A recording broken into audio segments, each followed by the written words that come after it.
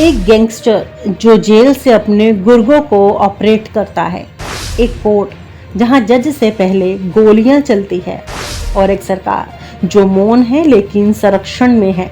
नीरज बवाना का नाम आपने सुना होगा, लेकिन क्या आपने कभी सोचा है कि ऐसे सरकारी डॉन पैदा कैसे होते हैं? क्या मोदी शासन में अपराधियों को ताकत मिली? क्या गृह मंत्री अमित शाह की चुप्पी संयोग है या प्रयोग? नीरज बवाना दिल्ली का डॉन कैसे बना? नीरज सहरावत उर्फ नीरज बवाना दिल्ली के बाहरी गांव बवाना से आता है। शुरुआत मोबाइल स्नैचिंग, हफ्ता वसूली, फिर फायरिंग, सुपारी किलिंग, प्रॉपर्टी कब्जा और जल्द ही बना दिल्ली का मोस्ट वांटेड डॉन। 2015 में गिरफ्तार हुआ, लेकिन खेल तब शुरू हुआ जब वो जेल गया। जेल में फोन, जेल में हथियार, जेल में ऑर्डर और जेल में ही बना वीआईपी बंदी। गैंगस्टर बनाम सिस्टम, पुलिस, नेता और सिस्टम सेटिंग। सवाल ये है, नीरज अकेला कैसे इतना ताकतवर बना? दिल्ली पुलिस की 2025 की रिपोर्ट कहती है 95 सक्रिय गैंग दिल्ली में मौजूद हैं, जिनमें शामिल है Neeraj Bawana gang, Tillu Tajpuriya gang, Lawrence Bishnoi, Goldie Brar gang, Jitendra Gogi gang, Naveen Bali, Deepak Boxer, Kaushal Chaudhary, Himmat Bau. ये सिर्फ नाम नहीं, ये वो लोग हैं जिनके लिए कोर्टरूम की शूट आउट जोन बन जाता है। गृह मंत्री अमित शाह सवालों के घेरे में क्यों? अब आते हैं असली सवाल पर। क्या नीरज बवाना जैसे गैंगस्टर अमित शाह के गृह मंत्रालय में और ताकतवर हुए हैं? अरविंद केजरीवाल का आरोप, दिल्ली को गैंगस्टर और एक्सटॉर्शन राजधानी बना दिया गया। दिल्ली सीएम आतिशी का बयान, अब दिल्ली में अपराधी पुलिस से नहीं डरते, सिस्टम से जुड़ चुके हैं। एनसीआरबी के आंकड़े कहते हैं 2019 के बाद में आर्म एक्ट और गैंग रिलेटेड क्राइम्स में लगातार वृद्धि। और हाँ, अमित शाह खुद 2005 में सोहराबुद्दीन एनकाउंटर में केस में जेल जा चुके हैं। हालांकि कोर्ट ने बाद में उन्हें बरी कर दिया। लेकिन क्या एक पूर्व आरोपी गृह मंत्री गैंगस्टरों को सत्ता की छाया नहीं दे रहे?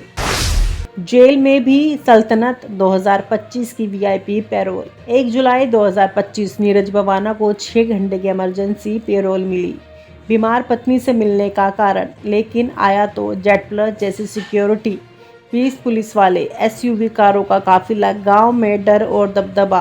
क्या ये पैरोल नहीं, सरकारी मान्यता थी?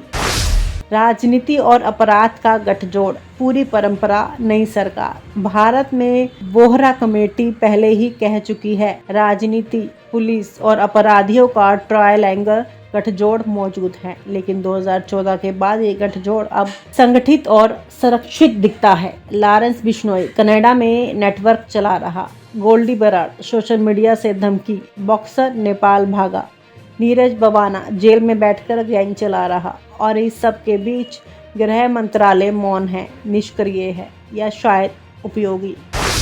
क्या मोदी राज में गैंगस्टर बढ़े? एनसीआरबी डाटा 2019 से लेकर 2023, arms act cases UP, Haryana, Delhi में बढ़े, गैंग रिलेटेड मर्डर्स में उछाल, एक्सटॉर्शन केसेस में वृद्धि, कन्विक्शन कम। Media reports, Delhi police 95 gang active, Kejriwal and AAP gangster capital का तमंगा। International reports, Canada India based gang on rise, US, UK, Australia में भी इंडियन क्राइम सिंडिकेट्स के link.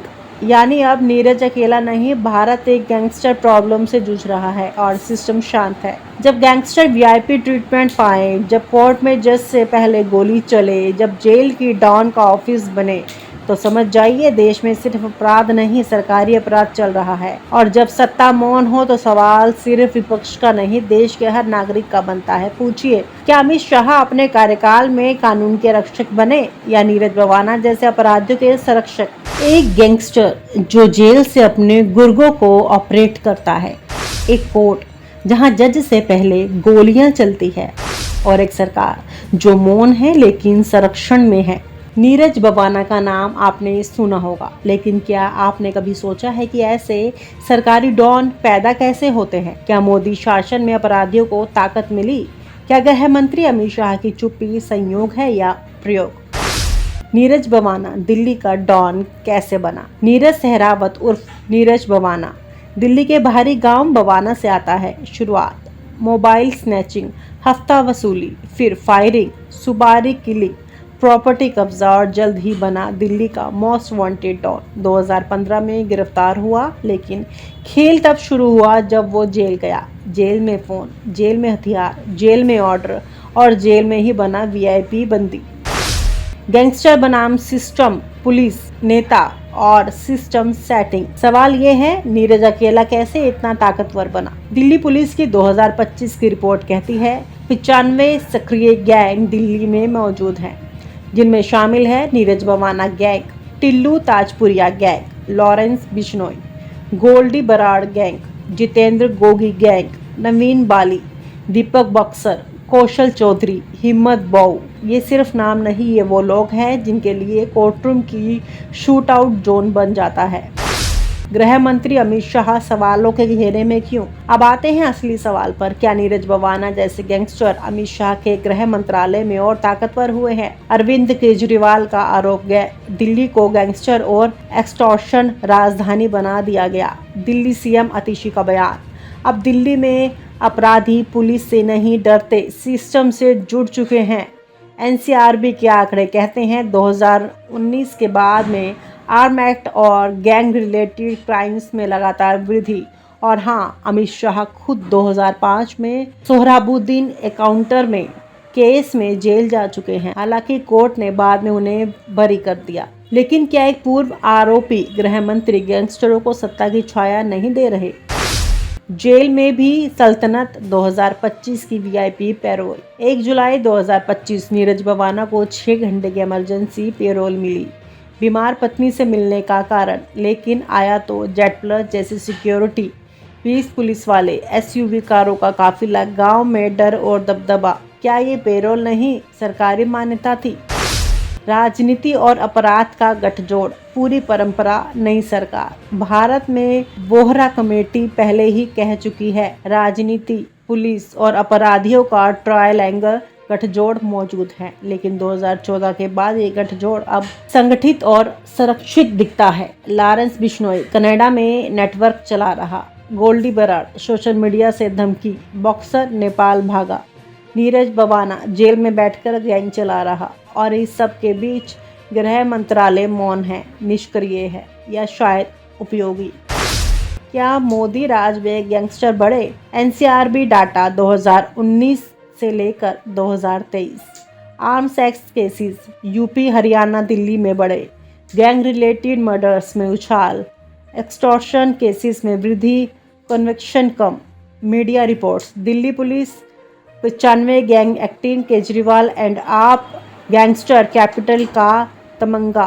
International reports, Canada India based gang on rise. US, UK, Australia में भी Indian crime syndicates के link.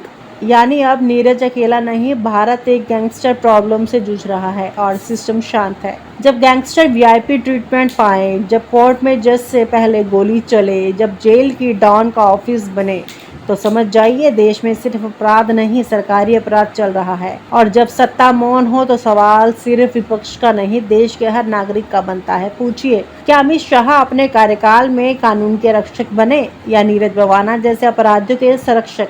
और आप हमसे जुड़े रहने के लिए सब्सक्राइब करें YouTube पर, फॉलो करें Twitter पर और लाइक करें Facebook पर। और ज्यादा जानकारी के लिए आपको टाइप करना होगा सिर्फ न्यूज नशा।